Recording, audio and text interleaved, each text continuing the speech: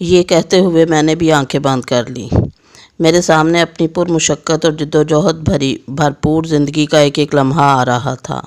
میں نے اپنی نوجوانی اور جوانی کے بہترین سال اللہ کے دین کی خدمت کے لیے وقف کر دیے تھے۔ اپنی ادھیڑ عمر کی صلاحیتیں اور بڑھاپے کی آخری توانائیاں تک اسی راہ میں جھونک دی تھیں۔ میں ایک غیر معمولی باصلاحیت اور ذہین شخص تھا، جو اگر دنیا کی زندگی کو مقصود بنا لیتا تو ترقی اور کامیابی کے اعلیٰ مقامات تک بآسانی پہنچ جاتا۔ مگر میں نے سوچ لیا تھا کہ کیریئر، جائیداد، مقام و مرتبہ اور عزت و شہرت اگر کہیں حاصل کرنی ہے تو آخرت ہی میں حاصل کرنی ہے۔ میں نے زندگی میں خواہشات کے میدان ہی میں خود سے جنگ نہیں کی تھی، بلکہ تعصبات اور جذبات سے بھی لڑتا رہا تھا۔ فرقہ واریت، اکابر پرستی اور تعصب سے میں نے کبھی اپنا دامن آلودہ نہیں ہونے دیا۔ اللہ کے دین کو ہمیشہ ایمانداری اور عقل سے سمجھا اور اخلاص اور صدق دل سے اس پر عمل کیا۔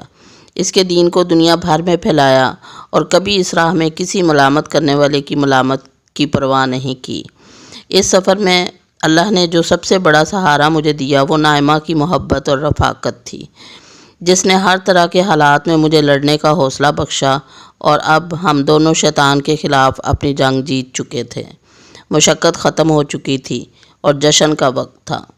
ہم اسی حال میں تھے کہ سالے نے کھنکھار کر ہمیں اپنی موجودگی کا احساس دلایا اور بولا، آپ لوگ تفصیل سے بعد میں ملیے گا، ابھی چلنا ہوگا۔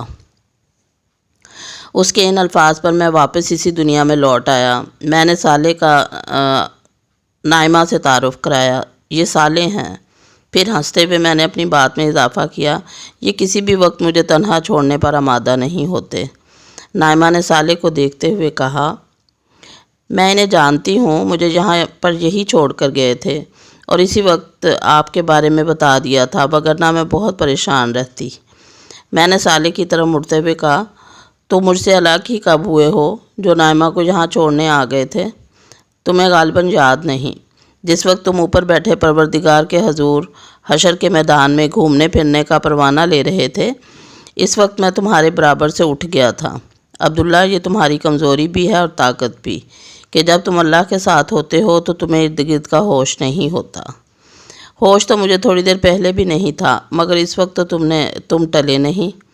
ہاں، میں اگر ٹل جاتا تو پھر تم سے اگلی ملاقات یوم حشر کے بعد ہی ہوتی۔ ویسے تم انسان بڑے ناشکرے ہو اور بھلکڑ بھی۔ بھول گئے تمہیں کہاں جانا ہے؟ اوہو نائمہ، ہمیں چلنا ہوگا، تم یہیں رکو، میں کچھ دیر میں آتا ہوں۔ مگر ہمارے بچے؟ وہ بھی ٹھیک ہیں، تم انہیں یہاں تلاش کرو، قریب میں کہیں مل جائیں گے، وگرنہ میں تھوڑی دیر میں سب کو لے کر خود آ جاؤں گا۔ ابھی مجھے فوراً میدان حشر میں لوٹنا ہے، ملنا ملانا اس کے بعد عمر بھر ہوتا رہے گا۔ اس آخری سوال کے بعد یہاں میرے کہنے کی گنجائش ختم ہو چکی تھی، کیونکہ مجھے خواب میں ان دو بچوں کے بارے میں بھی بتانا پڑتا کیونکہ مجھے جواب میں ان دو بچوں کے بارے میں بھی بتانا پڑتا جو یہاں نہیں تھے، اور یہ ایک بہت تکلیف دہ کام تھا۔ نائمہ نے کچھ سمجھتے ہوئے اور کچھ نہ سمجھنے کے انداز میں گردن ہلا دی۔ واپسی پر میں نے سالے سے کہا، یہاں کی زندگی میں تو خاندانوں میں بڑی ٹوٹ پھوٹ ہو جائے گی، کسی کی بیوی رہ گئی اور کسی کا شوہر رہ گیا۔ ہاں، یہ سب تو ہوگا۔ آگے بڑھنے کا موقع تو وہ دنیا تھی جو گزر گئی، یہاں تو جو پیچھے رہ گیا سو رہ گیا۔ لیکن یہاں کوئی تنہا نہیں ہوگا، رہ جانے والوں کے انتظار میں کوئی نہیں رکے گا۔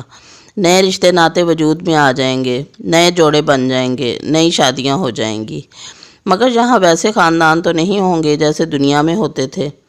تم ٹھیک سمجھے ہو، دنیا میں خاندان کا ادارہ انسانوں کی بعض کمزوریوں کی بنا پر بنایا گیا تھا۔ بچوں کی پرورش اور بوڑھوں کی نگہداشت اس ادارے کا بنیادی مقصد تھا۔ خاندان کی مضبوطی اور استحکام کے لیے مردوں کو خاندان کا سربراہ بنایا گیا تھا۔ اسی خاندان کو جوڑے رکھنے کے لیے عورتوں کو بہت سے معاملات میں مردوں سے کمزور بنایا گیا تھا، جبکہ مردوں کو جبلی طور پر عورتوں کا محتاج کر دیا گیا تھا۔ وہ مردوں کے لیے ایک نعمت بھی تھیں اور ضرورت بھی، اس کے بغیر دنیا کا نظم چل نہیں سکتا تھا۔ مگر اب یہاں معاملات جدا ہوں گے، عورتیں مردوں کے لیے ایک نعمت تو رہیں گی، مگر خود ان کی محتاج نہیں ہوں گی۔ اسی لیے ان کی قدر و قیمت بہت بڑھ جائے گی اور ان کا نخرہ بھی۔ اس کا مطلب یہ ہے کہ اس دنیا میں عورت ہونا زیادہ فائدے کی بات ہے۔ عورت جب چاہے گی مرد کی توجہ حاصل کر لے گی، مگر مرد کا عورتوں پر کوئی اختیار نہیں ہوگا، حالانکہ وہ ان کے ضرورت مند ہوں گے۔ ہاں، یہ بات ٹھیک ہے۔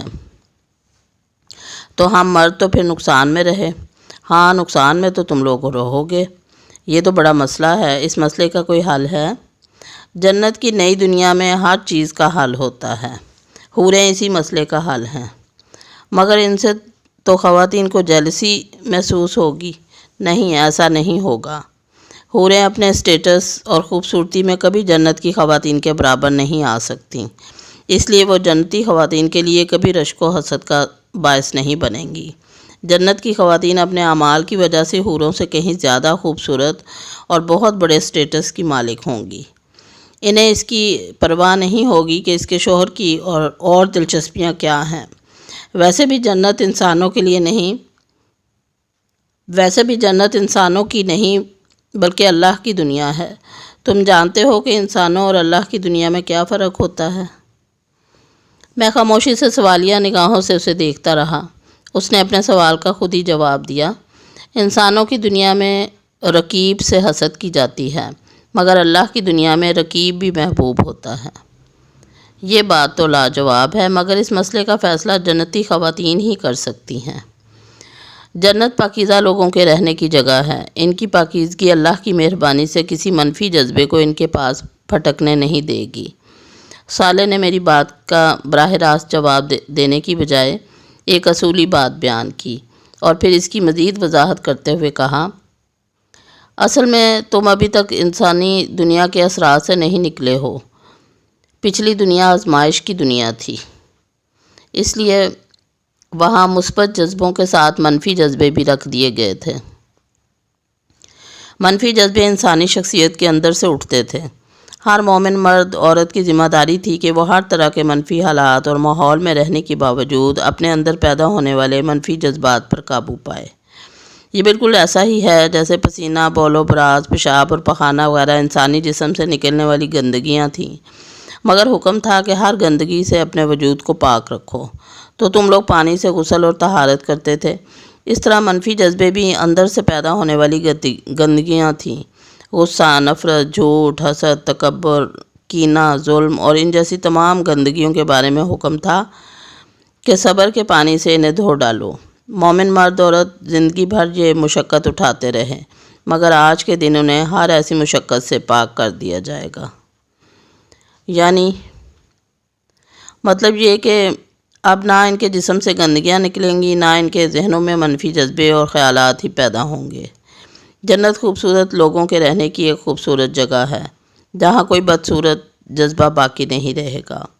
لیکن میرے خیال میں اس بحث میں اصل بات سامنے آئی کہ حوریں جنت کی خواتین سے کم تر ہیں اور بس گزارے کے قابل ہیں، تبھی وہ ان سے حسد نہیں کریں گی۔ پھر میں نے ہنستے ہوئے اپنی بات میں اضافہ کیا، مسلمان خام خواہ حوروں کے حسن کا چرچا سن کر ان کے دیوانے رہنے اور بلا وجہ لوگوں کے طعنے سنتے رہے۔ میرے مذاق کے جواب میں صالح نے سنجیدگی سے کہا، یہ دونوں تمہاری غلط فہمیاں ہیں۔ بات یہ ہے کہ جنت میں تم مرد عورتوں کے لیے کوئی ایسا قیمتی اثاثہ نہیں رہو گے جس کی وجہ سے وہ کسی سے حسد کریں۔ رہی حوریں، تو ان کی اتنی تحقیر مت کرو کہ ان کے لیے کمتر اور گزارے کے قابل کے الفاظ بولو۔ وہ جنتی خواتین جیسی تو نہیں، مگر بہرحال ایسی بھی نہیں ہے کہ تم ان کو کمتر سمجھو۔ اللہ حافظ۔